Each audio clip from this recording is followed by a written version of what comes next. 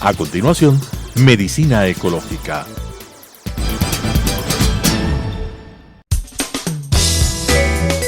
Clasificación A. Apto para todo público. Las opiniones vertidas en este espacio por la producción y dirección del programa son de exclusiva responsabilidad de sus autores y de quienes intervienen en ellos. Telesucesos Canal 29 UHF presenta Medicina Ecológica, un nuevo enfoque de la salud pública diseñado especialmente para mejorar la salud de todos los habitantes en armonía con la naturaleza.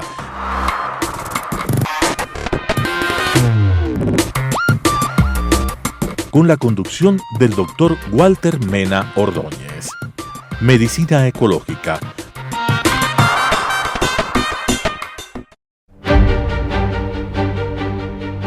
Hidalgo e Hidalgo.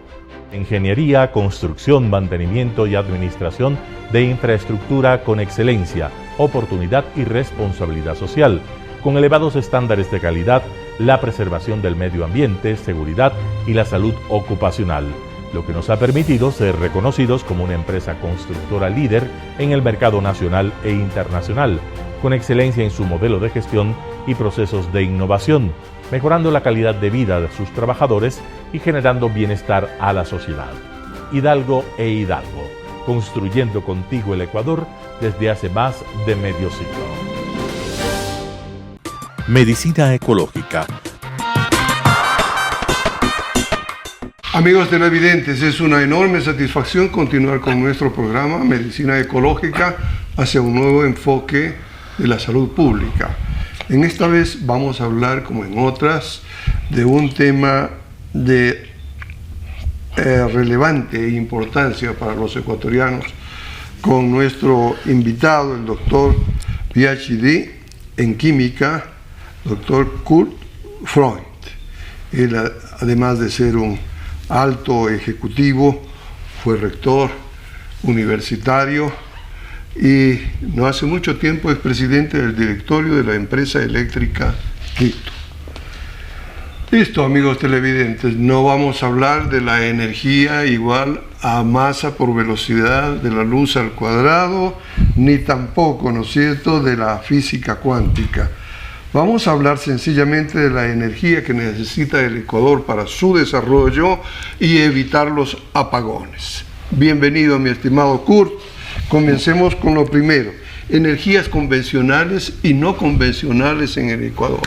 Un saludo, primero, si me permite, un saludo a ti, estimado Walter, igualmente a los radio y tele acompañantes de Telesucesos. Siempre es un agrado volver a estar aquí en la entrevista, que siempre tenemos temas muy interesantes e importantes a hablar, y el de ahora, con la pregunta que me haces, es un tema crítico, esencial y fundamental para el funcionamiento del país. Fundamental, diría, porque está vinculado a la necesidad de mantener un equilibrio en todo sentido en el país. Pero sobre todo, diría, si falla la energía, también falla el gobierno. Y de pronto, ahora en esta coyuntura, falla la reelección. ¿Cómo verías tú este problema de la energía?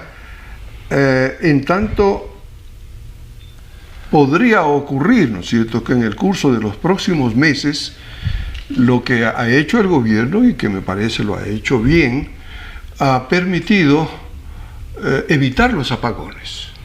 Bueno, yo creo que más bien... ¿Cuáles son las necesidades del país en materia de energética? Alternativa y no alternativa, por favor. A ver, yo creo que más bien el que lo ha hecho bien es San Pedrito, que nos también una colaboración extraordinaria. Una colaboración no, yo creo que está en ADN o alguna cosa de esas, porque es el único que nos ha salvado la situación del país y ha ayudado muchísimo. O sea, básicamente el tema no es de este gobierno. O sea, yo creo que este gobierno ha tratado de hacer lo que puede hacer, pero en realidad es un nudo gordiano que todavía no se desata. Esto viene, y voy a explicarlo, esto viene del estatismo que se impuso las décadas pasadas, y el sector energético desde hace mucho tiempo viene con el tema de una política estatista, que no es ni siquiera solo del presidente Correa, sino desde mucho antes, desde que no se dejaba participar al sector privado en el sector energético, eléctrico principalmente, y yo creo que eso ahora está dando los resultados que tenemos. Cuando hablo dando los resultados, hablo de resultados negativos, porque en realidad el problema del desequilibrio que se ha llegado en el país con el tema de los subsidios energéticos, porque eso viene tanto de los combustibles como del subsidio a la energía, es lo que ha desfinanciado totalmente al sector energético. O sea, no es que tenemos la energía más barata del país, tenemos la carencia más alta del país, de los países en energía eléctrica. Paraguay tiene más energía, pero exporta el 95% de su energía a Uruguay y a Brasil y a Argentina. Pero nosotros no la exportamos, sino que acabamos importando energía cara de los vecinos, mientras que nuestro sistema, cuando reclamamos, ¿por qué es que Colombia nos vende a 20, a 30, a 60 centavos del kilovatio, cuando nosotros lo exportamos a 3.30 y algo centavos del kilovatio? Le exportamos a eso porque es la estructura intrínseca que tenía el sistema de costeo en la energía del país. No es que éramos los más eficientes y por eso teníamos, sino que solo cobraban lo que se llama el OPEX, o sea, el costo de operación. Y eso fue el mandato eléctrico que lo puso de esa manera. Eso sí, ya tiene no sé de qué año, 2008, 2009, y eso hizo que no se contabilice como costo de operación lo que es la inversión energética. Y el rato que no se contabiliza la inversión, es como que aquí solo operara este sistema solo con la luz que consume y no con los insumos de las cámaras, de la instalación del inmueble, que todo eso hay que amortizar. Mi estimado Kurt,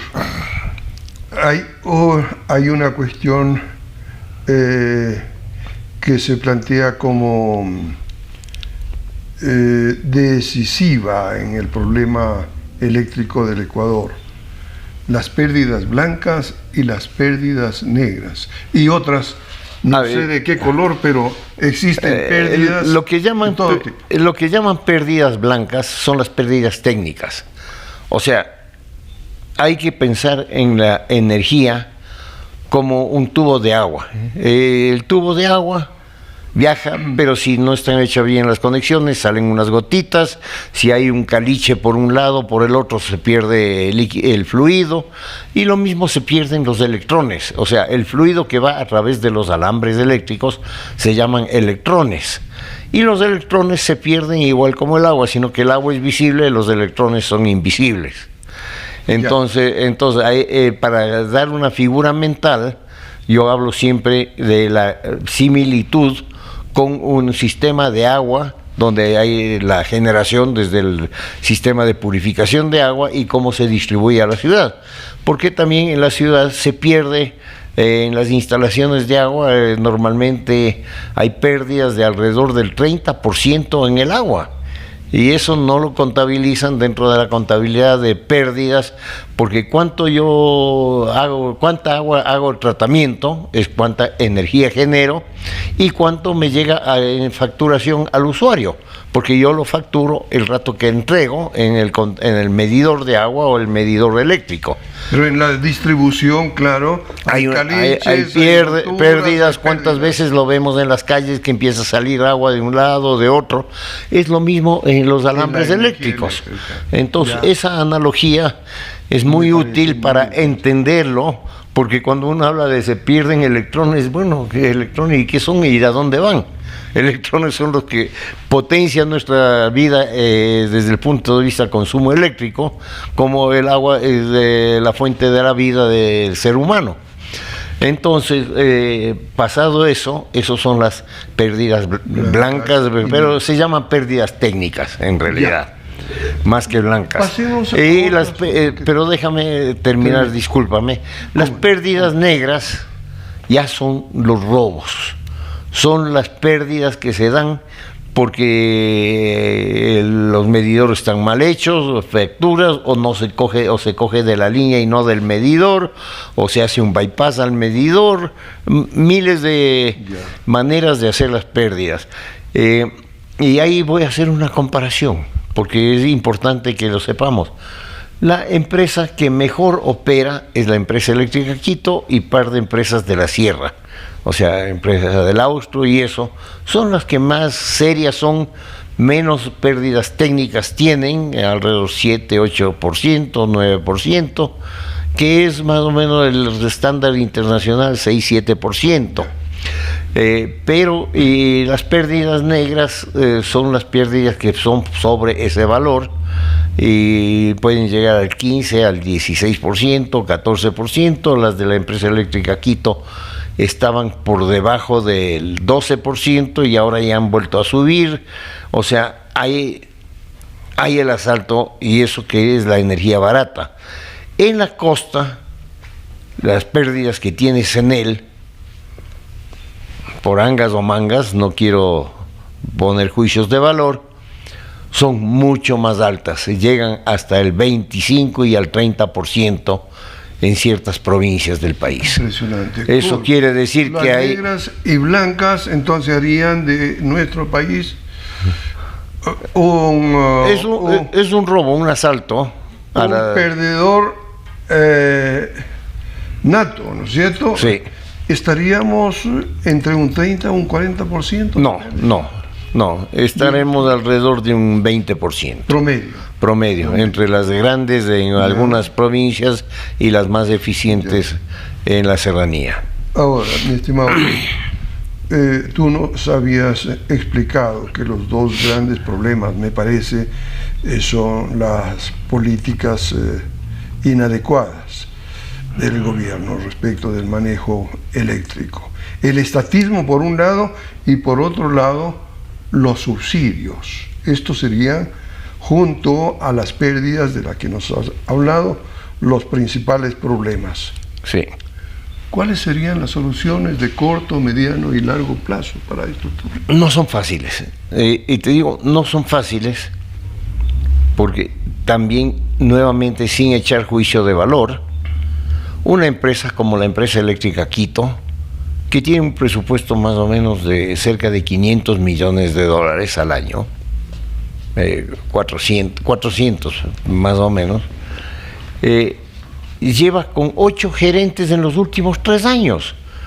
No se puede hacer una política empresarial, gerencial, con gente temporalmente y temporalizada, porque hasta mientras entras, ves, se despeja la neblina del cuarto oscuro que entras y encuentras la puerta y ya estás de salida antes de eso. Entonces no puede ejercer una política, porque ninguna empresa grande que tiene 8 gerentes o 7 gerentes en los últimos 3 años puede funcionar. Y es una empresa eléctrica, es como cualquier otra, es una empresa de servicios, y aquí en este caso, empresa eléctrica Quito, tiene servicios de más de 1 millón de usuarios. Entonces no puedes tú manejarla a la maldita, ni como conveniencia política, ni como botín político, como se maneja, porque hay una cultura, y esa cultura de empresa eléctrica, que la conozco desde hace más de 30 años, porque estuve en el directorio en la época de Rodrigo Paz como presidente de las cámaras, y eso ahora ha deteriorado su imagen, ha perdido su imagen que tenía de una empresa eficiente, pulcra y eso, pero es porque sigue creciendo, crece la demanda, es una de las más solventes, pero no se alcanza a hacer el tema de transformadores, el tema de expansión, el tema de eficiencia energética, todas las cosas que tienen que hacerse, porque eso es política de largo plazo y no es cuestión de ponerle curitas ni Big Vaporub, y menos todavía poner un poco de agua oxigenada o alcohol a la herida. O sea, eso requiere un tratamiento de largo plazo y con una política de querer curar una neumonía. Entonces, así tú hablas de tema médico, y creo que hay un parangón, ciertamente. Hay un parangón, ¿no?, en que tenemos que hablar de que esto es un paciente, no diría que está en cuidados intensivos, hay otras. Un paciente crónico, más pero es un paciente crónico que hay que darle el tratamiento y un plan de tratamiento de largo plazo. Y que no puede improvisarse con cada 6 meses un nuevo gerente. Correcto. O sea, pero ahora tenemos un problema que es un problema serio, es un problema tan ¿Qué podríamos hacer? Es un problema tan serio que yo esta mañana llamé, yo ya no tengo nada que ver, pero llamé al vicepresidente de la Cámara de Industria y le dije, oigan, preocúpense del tema eléctrico, porque nos va a coger patas arriba al sector productivo, y claro, cada día de pérdida, eso sí son millones de dólares de pérdida, no es el costo de la energía que se pierde. Pongámonos en un proceso de producción de plásticos, nomás para un ejemplo. El rato que se va la luz y estás tú haciendo extrusión de plásticos, se te congela todo el material plástico en el extrusor, y tú tienes que volver a derretir y limpiar todo eso, que son no la pérdida de producción del rato que estaba apagado, sino 2-3 días para limpiar todo ese equipo para volver a hacerlo funcionar. Y me imagino el sector energético, en el sector de alimentos es lo mismo, tiene pasos y puntos críticos. No es que se apagó la luz, no puedo ver televisión, no pasa nada, me voy a dormir, o no leo el libro que estaba leyendo. Pero en el sector productivo, las pérdidas son como la pérdida en los restaurantes. Se va la luz, la gente, los clientes se van, o no pueden venir, o no pueden atender, porque no se puede atender a oscuras, y la pérdida de esa comida ya no la vas a ganar mañana. Si bien es verdad, entonces las pérdidas blancas y negras son considerables, pero las de mayor importancia, los mayores impactos negativos están en la economía en general. En la carencia de energía. Y los servicios, ¿no? Porque no solamente es pérdida en energía eléctrica, sino pérdida en valores monetarios. Exacto. Y esto hay que cuantificarlos por millones de millones. O sea, $1 de energía puede ser $100 de producción. Eso es más o menos la escala. El valor, a menos que sea una industria intensa en energía, pero las demás, la escala es esa. Entonces, 1 a 100 por lo menos. Entonces, el tema es grave, y el tema es que yo lo he dicho y he discutido con los funcionarios públicos, porque yo digo, son 8,000 megavatios lo que nos falta en el país. Y me dicen, ¿de dónde sacas esa cifra? No, obviamente no nos falta en este año, nos falta en los próximos 10 años. 8,000 megavatios. Y 8,000 megavatios el Estado no tiene manera de hacerlos. Ni siquiera haciendo un Santiago. El Santiago son 3,000 y algo. Eso todavía sería paliativo. ¿Por qué?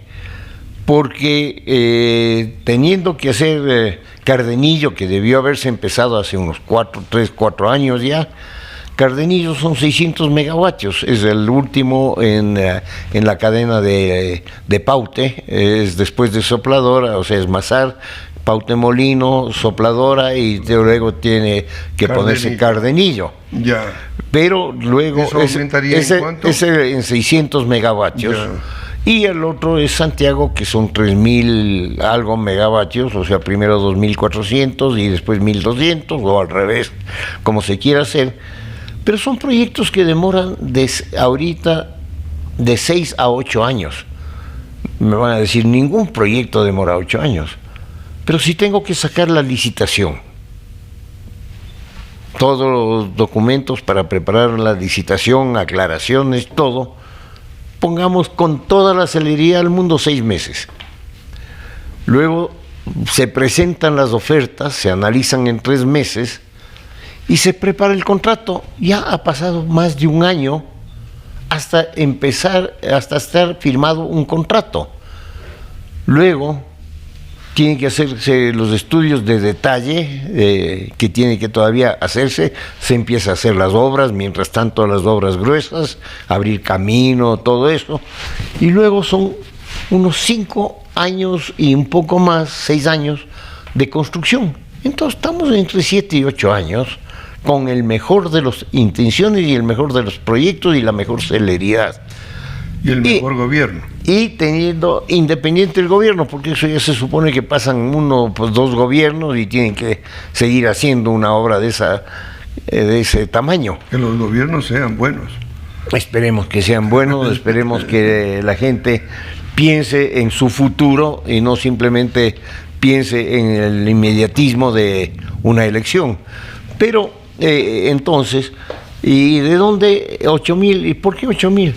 Porque hoy día, al crecimiento que tenemos de 10% del consumo de necesidad y consumo energético, son entre 400 y 500. En 10 años son 4.000. Solo con el crecimiento de demanda del país. Pero tienes, por ejemplo, el sector camaronero, que el sector camaronero ha estado trabajando en la producción de su producción camaronera con diésel. El diésel hace un año subsidiada, entonces ahora están con costos bastante más altos porque el diésel ya no es subsidiado. Entonces esos son 2.400 megas que deberían incorporarse a la red energética. Luego tú tienes el sector minero que va a crecer y que es la oportunidad para el Ecuador que crezca, porque la demanda de minerales para la transición energética, para las energías limpias, es inmensa y son los minerales que tenemos en el país. Cobre, plata, oro, molibdeno, todos esos metales se van en esa industria en una forma muy urgente y grandes volúmenes. Quisiera comprometerte para que en algún momento dado conversemos sobre el asunto minero específicamente. Ahora, yo no quisiera pasar... No estoy pasándome. Pasar la oportunidad ya para preguntarte sobre algo que tú manejas extraordinariamente bien, como es las aplicaciones de la inteligencia artificial para dar soluciones importantes al asunto eléctrico, sea pérdidas blancas, pérdidas negras, la necesidad de ser más eficientes, en fin, por favor, dinos, en este momento me ve sonreírme y me ve sonreír, porque ya te dije, la empresa eléctrica Quito es una de las más eficientes. Y dentro de su eficiencia, mientras yo estuve, los pocos meses que estuve, encontré que los sistemas de computación de generación con la de distribución, con el tema de facturación, no se conversan. Cada uno tiene su islita y funcionan por independientes.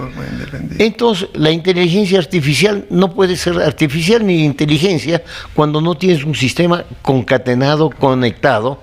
Y yo me imagino que el resto del país, si esto es lo más eficiente, es así, en el resto del país la eficiencia debe ser muy triste. La única eficiencia que funciona, que conozco dentro del sistema, porque maneja, eso sí, sistemas muy sofisticados, es el tema del SENACE.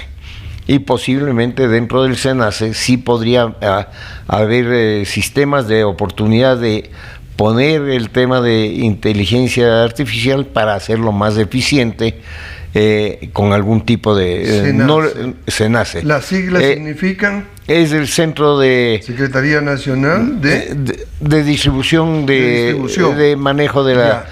O sea, a quién prende, a quién apaga, cómo se incorpora todo el volumen de energía generado en el país a la... es el que maneja todo lo que es entre generación y distribución. Nos indican que se ha terminado el tiempo, pero a mí me gustaría, en unos 2 minutos, que nos explicaras a mí y al público, ¿no es cierto?, ¿cómo podríamos utilizar entonces en el SENACE? ¿Cómo el SENACE podría utilizar ya el detalle?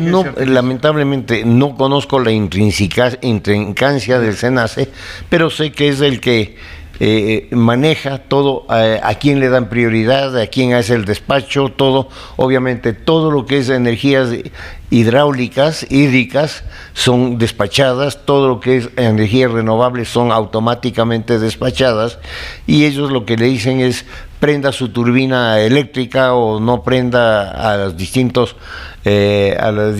centrales térmicas para complementar el sistema y hacerlo eficiente. Entonces, claro, ahí debe haber sistemas de inteligencia artificial que lo pueden automatizar y mejorar todavía, pero a lo mejor ya los usan o no los usan. No me he adentrado nunca en cómo funciona. Esa posibilidad, entonces. Exacto, pero es la única que yo encuentro. Que ya es bastante para nuestro país. Es el manejo óptimo del sistema, que es muy importante. Perfecto. Amigos televidentes, gracias por su atención. Gracias nuevamente por la brillante exposición de Kurt, y a nuestros auspiciantes Hidalgo Constructores.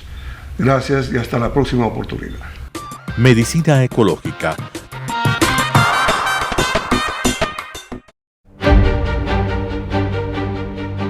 Hidalgo e Hidalgo. Ingeniería, construcción, mantenimiento y administración de infraestructura con excelencia, oportunidad y responsabilidad social, con elevados estándares de calidad, la preservación del medio ambiente, seguridad y la salud ocupacional, lo que nos ha permitido ser reconocidos como una empresa constructora líder en el mercado nacional e internacional, con excelencia en su modelo de gestión y procesos de innovación, mejorando la calidad de vida de sus trabajadores y generando bienestar a la sociedad. Hidalgo e Hidalgo, construyendo contigo el Ecuador desde hace más de medio siglo. Las opiniones vertidas en este espacio por la producción y dirección del programa son de exclusiva responsabilidad de sus autores y de quienes intervienen en ellos. Telesucesos Canal 29 UHF presentó Medicina Ecológica, un nuevo enfoque de la salud pública diseñado especialmente para mejorar la salud de todos los habitantes en armonía con la naturaleza.